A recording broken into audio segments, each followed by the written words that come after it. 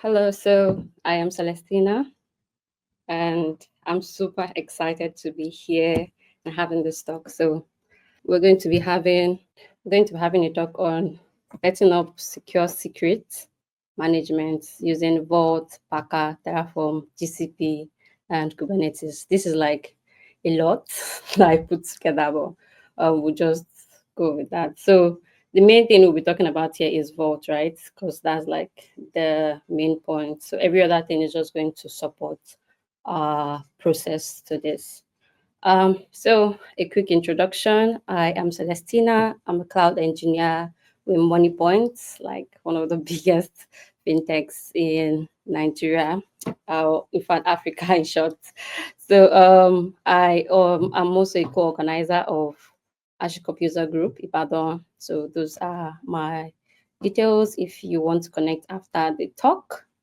And we'll be dividing this session in few steps. So that's be what HashiCorp is, HashiCorp Vault is, how it works, why we need it, auth method, secret engine, what tools are used, then code walkthrough, and then a very quick demo. Yeah, a very quick demo. So what is HashiCorp Vault and how does it work? So I picked this up from HashiCorp um, documentation online. So it's just a tool that organizations use to manage secret, sensitive data, and store encrypt secrets. So secrets are stuff you do not want to share with um, anybody or whatnot. You want it to be secure, and they are important for your apps or for your services. And Vault provides a way where we can secure these secrets and make sure that they are not exposed to just anybody that um, can access it, right? With the right credentials, authorization, they are going to get it. Okay, so how does Vault work? Vault authenticates and authorize access to secrets based on identity. So this means that if um, the service or the app that is trying to, or the user in this case is trying to access Vault, if they do not have the needed authorization to access the secrets, it's not going to produce the secrets for them. And then also we could use Vault to encrypt data in transit and at rest. So Vault also has an audit log that we use that is used to audit access, the way secrets are being moved out, who accesses it, and whatnot, and also prevent credential exposure, eliminate and prevent data breaches, consolidate credentials, and whatnot. So, and easy for the DevOps guys. So, because they can just integrate this into their code, into their CI/CD pipeline, and not necessarily have to write or put the secret itself on code that they will eventually store to GitHub, which is risky or is not good enough. So why do we need Vault? So I may have mentioned something about that while starting. So like instead of storing secret directly on configuration files, right, we use Vault to like centralize them and reduce risk of exposure. Reduce risk of exposure. Then access, there's like granular access. You can give access based on what you want it to do. Do you want the user or the app to be able to just list the secret? Do you want them to read the secret? Do you want them to be able to update the secret, right? So secret rotation also. Then for dynamic secret, this I like this dynamic secret most times when I'm working with databases. Like it makes sure that even the DBAs don't have access to those credentials that they think they have access to, then audit logs and whatnot. So then we'll be talking about the authentication method. We'll be using Kubernetes because that's what we'll be connecting with for this. And then the secret engine for this, we're just going to be using a basic a basic key value pair, which is this here. So what tools are used? So in the title, we saw like we had Vault, we had Packer, we had Terraform, we had GCP, we had Kubernetes. So for this, the Vault would be what would be storing and managing, controlling the access of secret, while Packer would help us create this image that we can use in our Terraform file so that we don't have to always go into the Terraform, go into the VMs instead, and then start installing Vault, setting it up one after the other. So Packer packages this and then make sure that it is in an image format where we can now pull it using our Terraform. Then GCP would be the cloud provider we'll be using for this, and Kubernetes would be where our services would be hosted. Unfortunately, I don't know why I cannot connect my Kubernetes cluster right now, but I'll just go on with this talk until I get there. So code walkthrough. Then after code walkthrough, we do a light demo. So for the code walkthrough, I'm hoping everybody can see my screen. I am using Git Actions just so for simplicity's sake, and I'm using two flows, which one will be to build the image and then one will be to deploy the image when the image is built, right? And then there's this would be the service account that our cluster would be using to connect. So on the cluster, we would be creating a service account and a cluster role binding. The role it is going to be binding with would be created on Vault server itself, while this will be created on the cluster. So let me just close this then. Okay. So this deployment is a sample deployment I created for us to just use for test purposes, right? And this policy is just like a simple.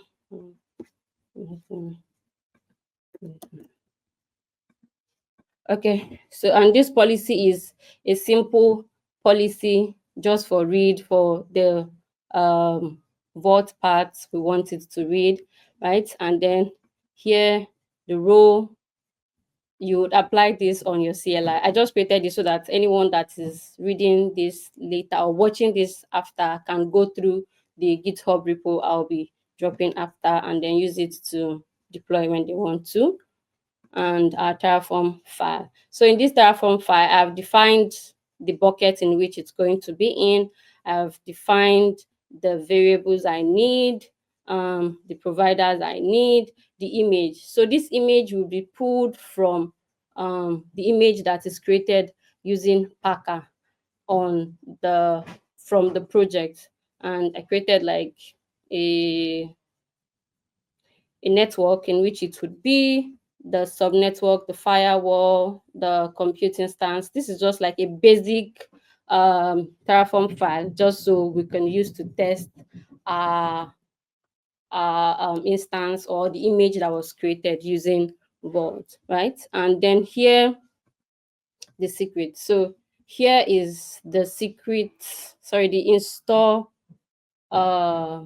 the install script that we'll be using on Vault, on Packer, sorry, on Packer to use to install the necessary things we need to install. So for this, we'll be using the Vault of version 1.8. It would update it here. Then it creates a user without access to home for extra security. Then it adds necessary permissions, creates necessary files, do export environmental variables. Then for this also, we'll be using the storage, we'll be using file.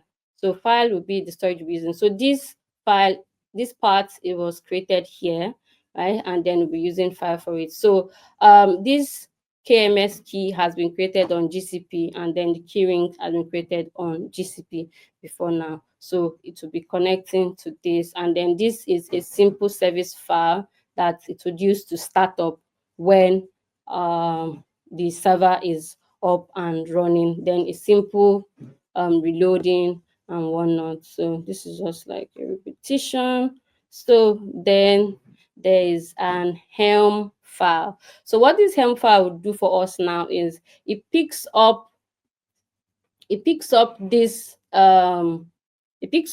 chart, which is HashiCorp Vault chart, and installs it into and create a release for us into our cluster, right? And this other chart is going to create the service account and the cluster role binding we need, which is chart, yeah, chart, yes. So it's going to create everything that we have here, right? So then, yes, then the Helm file. So now this is a, let me come in. Okay, so I used GitHub Action for deployment, and then when this is done, it moves it to GCP, and then both for creating the image and deploying it. So on GCP, this image was created. So a simple rerun. I didn't want to like start pushing this here, right? But the code works kind of like out of time. So the code works, and so if you have this code in your repo, you can clone the code, have it in your repo, push it, it will work. So the only thing you need to change, let me show us briefly here. Okay, yeah. Here is your Google credentials. So you need to update this on your GitHub page. So you update the secrets with your service account key, so that it will be able to connect to the GCP console. Okay. Okay. So right, then we come here. So this image was already created using that file. It was created, I think, this morning or so. It was created using that file, and then it was also a rerun of this, a rerun of deploy also created this. So then we have this. So let us access our cluster.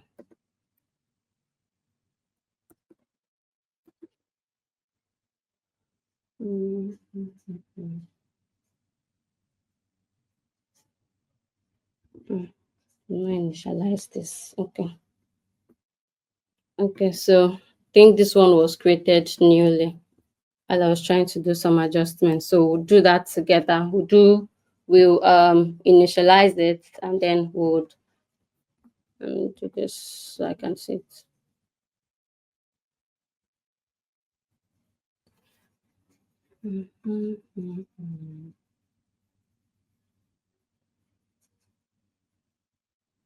It's taking a while. This is why I wanted to like have everything set up before this. So with this, there's Vault on this already. So Vault.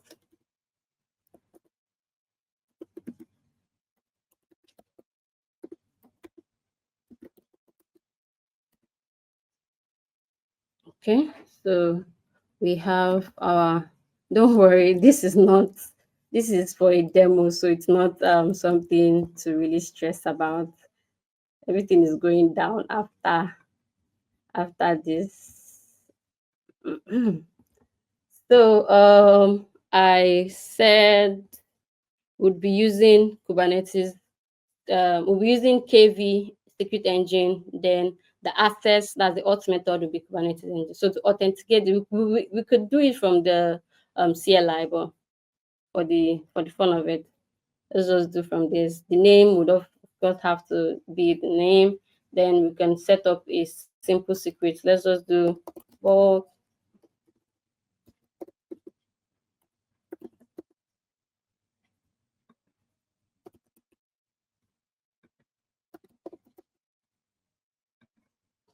So our secret is created, and so I think I would have to adjust that one, because that's not what is in my deployment file. Okay, so the auth method would create the one we need, which is for Kubernetes, then we'll enable it. So to configure this, I did all these configurations before now, but here we are. To configure this, we'll be needing the clusters. Let me see, I think this is for the cluster. Okay. We'll be needing the clusters IP and certificate to be able to reach it.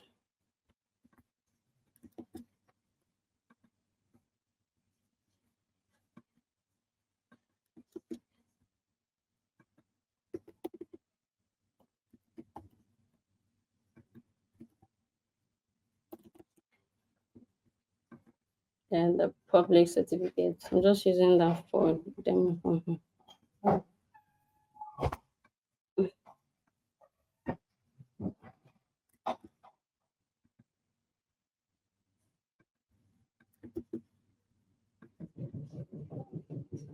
Okay, so now we've enabled an authentication method in which Vault server would be used to connect to the Kubernetes cluster that we've set up before now. And then what we now need to do is we need to come to, we need a role. So yes, so this is where this thing is coming, right? Because it just makes it easy for you not to, where's my role? Okay. Mm.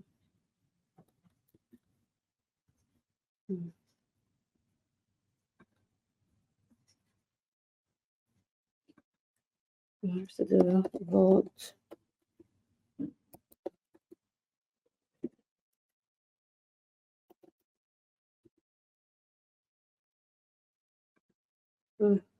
Okay, copy that before. Okay, so we'll do this. Oh, sorry, that's gone. Vault, where is that?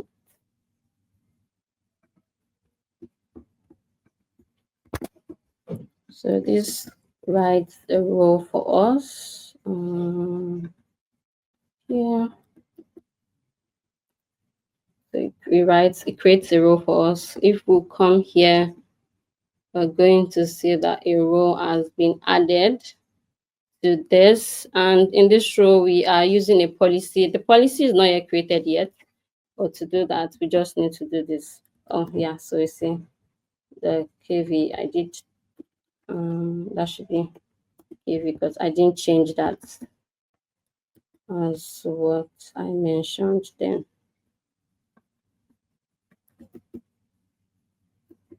Okay, so now we have a policy that the cluster, okay, yeah, policy. So now we have a policy that the role will be using to access it. So from here, there's, wait, let me see if I can access my cluster.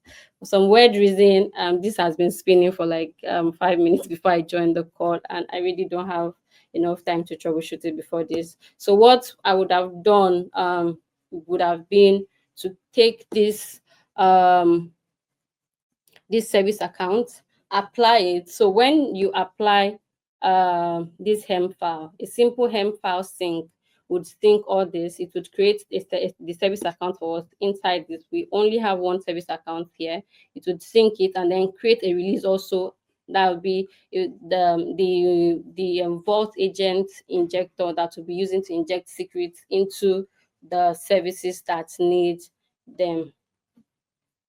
Then yeah, okay, then after that there'll be like an annotation. Yeah, I think I have the code, but sadly I can't do a demo for this right now. Ooh. So okay, I think that will be all because I really lost access to the cluster before now. So I would be dropping like a full read me on my GitHub page, so you can use that and follow through with the complete setup, and you'll be able to have like an authentication between your cluster and your VPC. Thank you.